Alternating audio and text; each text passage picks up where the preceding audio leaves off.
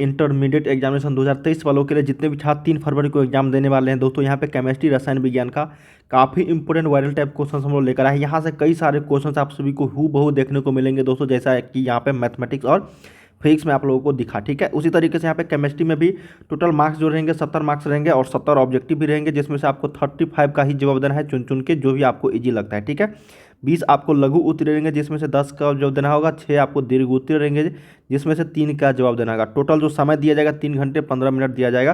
तो चलिए एक एक प्रश्न देखते हैं दोस्तों। वीडियो को लाइक कर लीजिए, चैनल को सब्सक्राइब करके वीडियो को हर जगह शेयर कर दीजिए, ठीक है ना, और साथ में सब्सक्राइब कर लीजिएगा दोस्तों सभी छात्र, और बेल आइकन को भी दबा दीजिएगा, ताकि जैसे हम लोग नया पार्ट लेकर आएंगे हर एक सब्जेक्ट का आंसर की के साथ आप लोग को नोटिफिकेशन दोस्तों मिल जाया करेगा। ठीक है, तो चलिए एक एक प्रश्न यहाँ पे देखते हैं। जितने भी छात्र 3 फरवरी को एग्जाम देने वाले हैं केमिस्ट्री के बिहार बोर्ड से, उन सभी छात्रों के लिए वीडियो बहुत ही इंपॉर्टेंट होगा, और यहाँ से कई सारे क्वेश्चंस आपको हूबहू सीधे देखने को मिलेंगे एग्जाम में। ठीक है, तो चलिए हम लोग बिना किसी देरी के पहला प्रश्न देखते हैं दोस्तों। अंत तक सभी देखना, ठीक है ना। देखिए पहला प्रश्न कहा गया कि ए तथा बी तत्वों से बना एक यौगिक का संरचना क्रिस्टलीकृत होता है, जिसमें ए घन के कोनों पर तथा वाई के परमाणु फलक केंद्रों पर अवस्थित होती है। तो इस यौगिक का सूत्र क्या होगा? देखिए ये रिपीटेड प्रश्न है, जब भी पूछे जाएंगे सेम तरीके से पूछे जाएंगे, तो इसका आंसर याद रखिएगा AB3। क्या हो जाएगा? AB3 ऑप्शन नंबर आपका ए करेक्ट हो जाएगी। देखिए जितने भी क्वेश्चन यहाँ पे बता रहा हूँ दोस्तों, और आप लोग ज़्यादा से ज़्यादा प्रैक्टिस सेट कीजिए, क्योंकि आप लोग के समय में एग्जाम के समय में बहुत ही कम यहाँ पे टाइम जो बचा हुआ है, तो आप जितना ज़्यादा हो सके उतना ज़्यादा है प्रैक्टिस करते रहिए। ठीक है, और मैं आप लोग को इस चैनल के मदद से काफ़ी सारे क्वेश्चंस का प्रैक्टिस सेट करवा ही रहा हूँ दोस्तों, और साथ में आप लोगों को सब्जेक्टिव भी कराऊंगा, और आप तैयारी करते रहिए, ठीक है ना। एग्जाम से पहले पहले जितना आप लोग तैयारी करोगे उतना बेनिफिट रहेगा।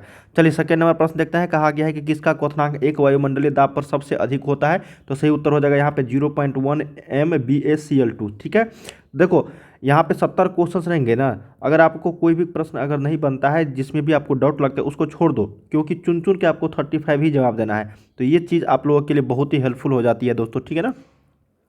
अब थर्ड नंबर है कि फैराडे के विद्युत विच्छेदन का द्वितीय नियम जो संबंधित है वो किससे संबंधित है? देखो फैराडे के जो विद्युत विच्छेदन का द्वितीय नियम जो है वो आपका विद्युत अपघटय के समतुल्य भार से संबंधित है। तो 3 का सही उत्तर क्या हो जाएगा? यहाँ पे डी राइट हो जाएगी। चलिए थोड़ा सा फास्ट करते हैं हम लोग, समय आप लोग का कम है दोस्तों, और काफ़ी ज़्यादा प्रैक्टिस सेट करनी है।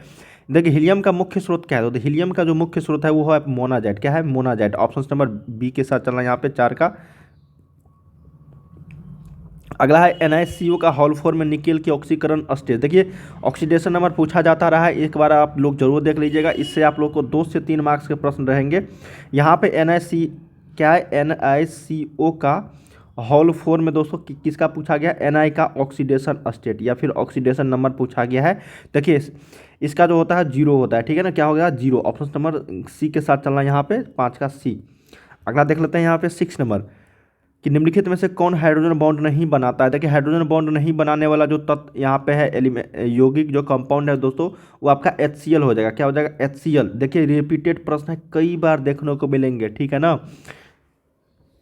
HCl हो जाएगा यहाँ पे, ठीक है। 6 का डी। चल अगला देख लेते हैं यहाँ पे।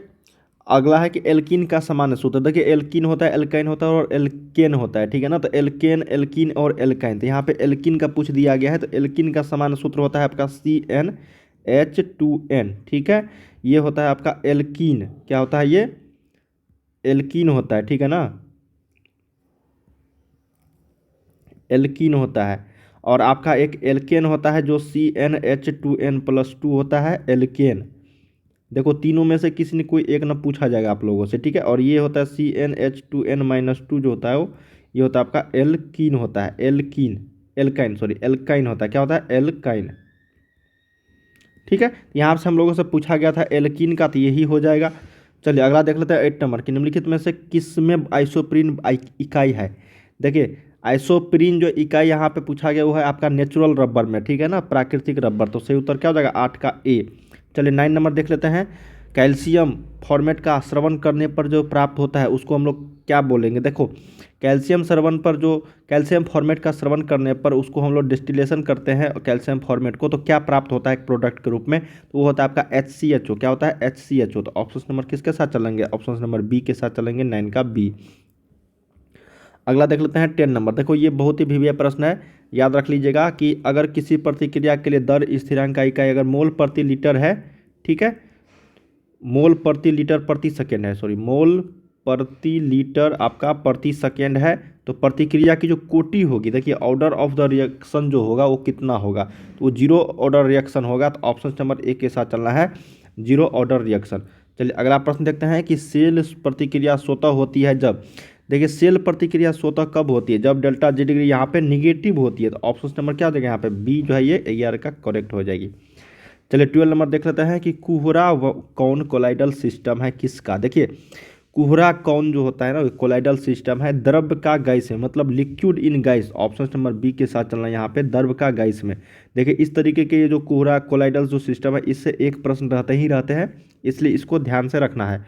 अगला है कि इनमें से कौन प्रतिचुंबकीय पदार्थ है। तो प्रतिचुंबकीय पदार्थ की अगर बात करेंगे दोस्तों, तो ये होता है आपका Zn2+। क्या हो जाएगा यहाँ पे, Zn2+। ऑप्शन नंबर 13 का डी आपका राइट हो जाएगी। अगला प्रश्न देखते हैं कि भूरे वलय संकुल FeH2O का होल 5 NOSO4 में Fe का ऑक्सीकरण जो संख्या है वो कितना है, तो यहाँ पे +1 हो जाएगी, ठीक है, ऑप्शन नंबर ए।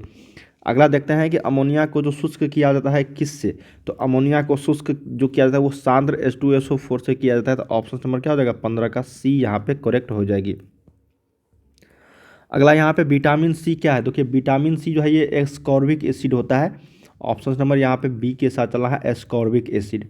चलिए अगला देख लेते हैं। यहाँ पे कहा गया कि 1 डिग्री 2 डिग्री तथा 3 डिग्री एल्कोहलों के बीच जो अंतर दिखाया जाता है वो किस विधि के द्वारा, तो ऑक्सीडेशन मेथड, ल्यूकास परीक्षण, विक्टर मेयर, इनमें से सभी हो जाएगा। तो ऑप्शन नंबर किसके साथ चलेंगे, all of these, D option के साथ। अगला यहाँ पे कि इनमें से कौन सबसे अधिक क्षारीय है। देखिए एल्कलाइन पूछा गया है, क्षारीय की बात जब होगी तो हो जाता है आपका CH3 का होल 2 और NH। ऑप्शन नंबर यहाँ पे सी करेक्ट हो जाएगी, ठीक है, 18 का।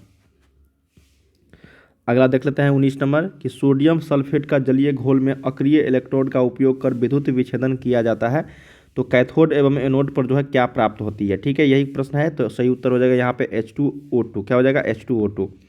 अगला देख लेते हैं कि किसी प्रतिक्रिया का अर्धजीवन काल अभिकारक के आरंभिक सांद्रण के व्युत्क्रमानुपाती होता है, तो प्रतिक्रिया की जो कोटि होगी वो क्या होगी, तो ये 2 हो जाएगा। क्या हो जाएगा यहाँ पे, 2 ऑर्डर ऑफ रिएक्शन हो जाएगा, सेकेंड ऑर्डर ऑफ रिएक्शन।